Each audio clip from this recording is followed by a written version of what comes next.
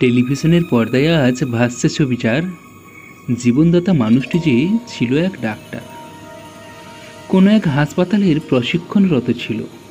Night duty করতে করতে প্রাণে মারা হলো।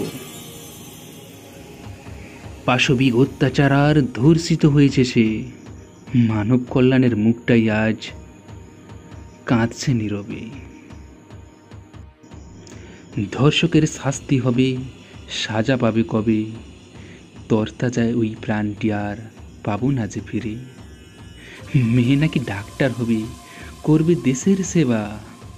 মায়ের কোলটি শূন্য হলো, পায়নি কারুর কৃপা। বর্বরতার নৃশংস হত্যাকাণ্ড দেখে ভাবছে সবাই জঙ্গলিগুলো আসছে কোথা থেকে। শিকড় সমেত উপড়ে এদের ফেলতে হবে আজ, নইলে মোদের দেখতে হবে এদের জঙ্গলি রাজ। দেশ জুড়ে দেখছি আজ ছাত্র আন্দোলন, ডাক্তারি পড়ুয়ারা আজ চাইছে নিবারণ। নিরপেক্ষ তদন্তের দাবি করছে সবাই, মৃত্যুদণ্ড দিতেই হবে, পাবে না দোষী রেহাই।